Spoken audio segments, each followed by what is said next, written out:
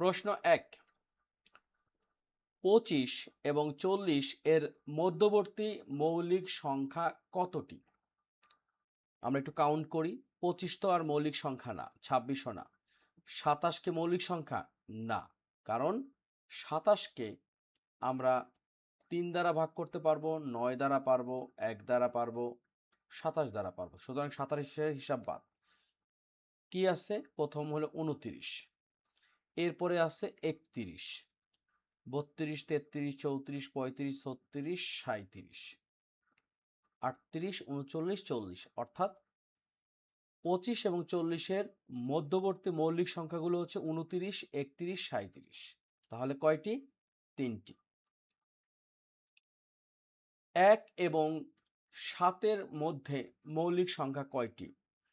প্রথম কথা হচ্ছে ১ মৌলিক সংখ্যা না।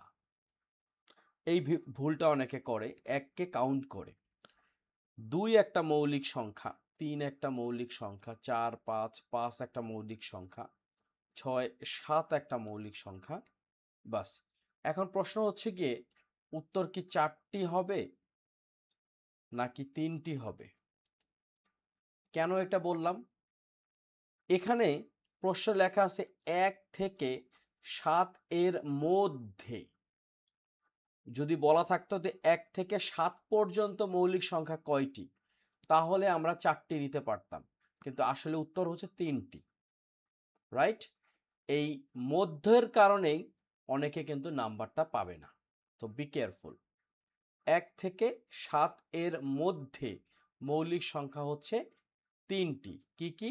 ২, ৩, ৫। ৭ আমরা নিতে পারবো না। ২, ১১, ১৭ সংখ্যাগুলোর কোন ধরনের সংখ্যা? কি ধরনের সংখ্যা হতে পারে সংখ্যাগুলো? প্রথম কথা হচ্ছে ২, ১১, ১৭ মৌলিক সংখ্যা। যৌগিক সংখ্যা না কেন? কারণ এই সংখ্যাগুলো শুধুমাত্র ১ এবং ওই সংখ্যা দ্বারাই বিভাজ্য। জোড় সংখ্যা না। আর ভগ্নাংশ তো নাই। তাহলে উত্তর হচ্ছে মৌলিক সংখ্যা। ৪ নাম্বার প্রশ্ন লেখা আছে ২০ থেকে ৪০ এর মধ্যে মৌলিক সংখ্যা কয়টি? আমরা একটু কাউন্ট করি। ২০, ২১, ২২, ২৩ একটি মৌলিক সংখ্যা। ২৪, ২৫, ২৬, ২৭, ২৮, ২৯ একটা মৌলিক সংখ্যা। ৩০, ৩১ একটা মৌলিক সংখ্যা। ৩২, ৩৩, ৩৪, ৩৫, ৩৬, ৩৭ একটা মৌলিক সংখ্যা। তার মানে আমাদের উত্তর হচ্ছে ৪, অর্থাৎ ক নাম্বার। ২৮ থেকে ৪১ পর্যন্ত মৌলিক সংখ্যা কয়টি? এখানে কিন্তু প্রশ্ন অনেক সময় থাকে ২৮ থেকে ৪১ মধ্যে মৌলিক সংখ্যা কোনটি? পুরোটাই কিন্তু পার্থক্য, তাই না? আমরা একটু কাউন্ট করি। ২৮ এর পরে আছে ২৯ একটা মৌলিক সংখ্যা, ৩১ একটা মৌলিক সংখ্যা, ৩২, ৩৩, ৩৪, ৩৫, ৩৬, ৩৭ একটা মৌলিক সংখ্যা এবং ৪১ নিজেও একটা মৌলিক সংখ্যা।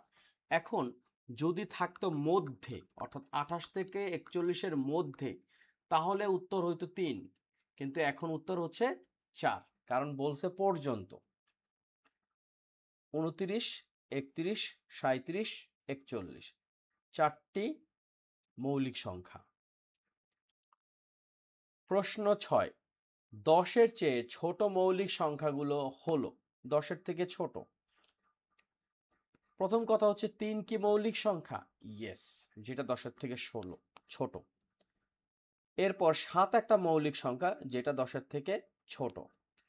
৯ ১০ এর থেকে ছোট, কিন্তু ৯ মৌলিক সংখ্যা না, কারণ ৯ কে ৯ দ্বারা ভাগ করা যাবে, ৯ কে ৩ দ্বারা ভাগ করা যাবে, ৯ কে ১ দ্বারা ভাগ করা যাবে। সুতরাং এই ৯ আর মৌলিক সংখ্যা থাকছে না। তার মানে ১ আর ২ উত্তর ঠিক আছে। সেটা হলো ক নাম্বার। প্রশ্ন হচ্ছে নিচের কোন সংখ্যা দুটি সহমৌলিক? তার আগে আমাদের একটু জানতে হবে সহমৌলিকটা কি। ২ বা ততোধিক সংখ্যার মধ্যে ১ ব্যতীত অন্য কোনো সাধারণ গুণনীয়ক বা উৎপাদক না থাকলে তাদেরকে পরস্পর সহমৌলিক বলে। একটু হিসাব করি আসলে কি হইতে পারে। ২১ এবং ১৪ এটা সহমৌলিক না, কারণ এদের মধ্যে কমন ১ ব্যতীত আরো একটা জিনিস আছে, সেটা হলো ৭। ৩ ৭ ২১, আর 7 দোকানে 14, সুতরাং নিতে পারছি না। এই ক বাদ, খ বাদ, কারণ খ এখানে 5 দ্বারা ভাগ যাচ্ছে, 5 দোকানে 10, 3 5 15, তার মানে শুধুমাত্র 1 হচ্ছে না। এছাড়া আর যদি শুধু 1 হতো তাহলে কিন্তু আমরা নিতে পারতাম। এখানে উত্তর হচ্ছে গ নাম্বার 9 এবং 16, কারণ 9 কে আমরা লিখতে পারি 1 গুণ 3 গুণ 3, আর 16 কে আমরা লিখতে পারি 1 গুণ 2 গুণ 2 গুণ 2 গুণ 2, 2 দোকানে 4, 4 দোকানে 8, 8 দোকানে 16, 16 একে 16, অর্থাৎ এখানে শুধুমাত্র কমন হচ্ছে 1। কেন আমরা এই 27 আর 12 কে নিলাম না? 27 কে আমরা লিখতে পারি 3 গুণ 3 গুণ 3, অর্থাৎ 3 3 9, 3 9 27। আবার 12 কে আমরা লিখতে পারি 2 গুণ 2 গুণ 3, 3 4 12, 2 আর 2 গুণ করলে 4, 3 4 12, তাই না? এখানে 3 কিন্তু কমন আসতেছে, কিন্তু আমাদের লাগবে শুধু 1। তার মানে আমাদের উত্তর হচ্ছে গ নাম্বার, সেটা হচ্ছে 9 এবং 16, যা কি সহমৌলিক।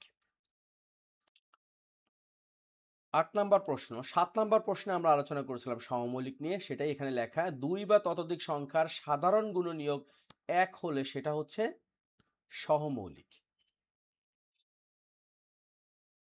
নিচের কোন সংখ্যা দুটি সহমৌলিক?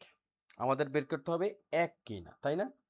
এখানে লক্ষ্য করি, এই যে 5 আছে, 5 আছে, সুতরাং এটা সহমৌলিক থাকবে না। এখানে শেষ ঐকিক সংখ্যা হচ্ছে, একক সংখ্যা হচ্ছে 4 ঘ নাম্বারে, আর একটা হচ্ছে 8, তার মানে স্বাভাবিকভাবে অনেকগুলো কমন জিনিস থাকুক বা না থাকুক, 2 তো থাকবেই, কারণ জোড় সংখ্যাকে 2 দ্বারা ভাগ করা যায়। এর মানে এই ঘ নাম্বারটা হবে না। গ নাম্বারটা কেন নিতে পারবো না? কারণ এটাকে অবশ্যই 5 দ্বারা ভাগ করা যাবে, কারণ শেষের একক সংখ্যায় 5 আছে। আমরা জানি কোন সংখ্যার একক সংখ্যায় যদি 0 এবং 5 থাকে, সেই সংখ্যাকে আমরা 5 দ্বারা ভাগ করতে পারি। এখন দেখার বিষয় হচ্ছে 112 এবং 125 এর মধ্যে কি কি থাকতে পারে। 112 কে আমরা 2 দ্বারা ভাগ করলে পাচ্ছি কত? 56, তাই তো? এরপরে আবার 2 দ্বারা ভাগ করলে পাচ্ছি 28, 2 দ্বারা ভাগ করলে পাচ্ছি 14, 2 দ্বারা ভাগ করলে পাচ্ছি 7, এবং 7 কে 7 দ্বারা ভাগ করলে পাবো 1। 125 এর অবস্থাটা কি দেখি। 125 কে আমরা 5 দ্বারা ভাগ করলে 5 25 এ 125, আবার 5 দ্বারা ভাগ করলে 5 5 25, এবং 5 কে 5 দ্বারা ভাগ করলে 1 পাবো। দেখো শুধুমাত্র কমন কিন্তু এই 1। তার মানে এখানে আমাদের কাঙ্ক্ষিত উত্তর, নিচের কোন সংখ্যা দুটি সহমৌলিক? সেটা হচ্ছে 112 ও 125, উত্তর ক। 10 নম্বর প্রশ্ন, নিচের কোনটি পরস্পর সহমৌলিক?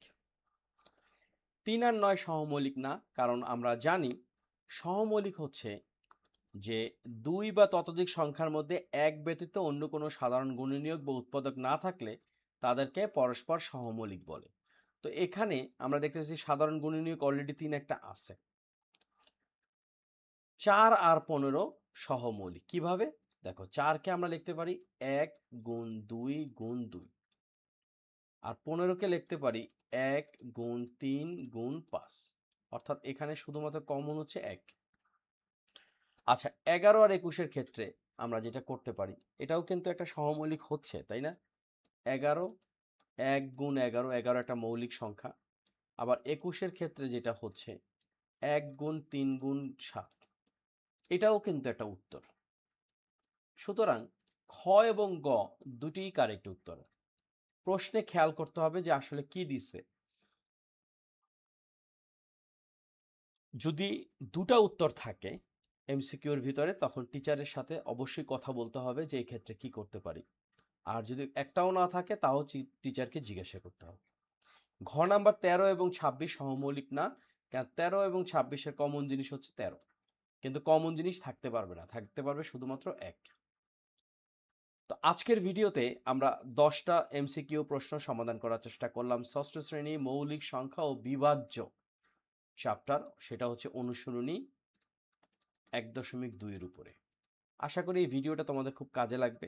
তোমরা বেসিক থেকে যদি পড়াশোনা করো তাহলে পরীক্ষাতে যেভাবেই প্রশ্ন আসুক না কেন অবশ্যই ইনশাআল্লাহ তোমরা পারবা। তো আজকের এই ভিডিওটা এই পর্যন্তই। প্লিজ চ্যানেলটি সাবস্ক্রাইব করো। আমার চ্যানেলের নাম হচ্ছে সাদেক্স। Thank you.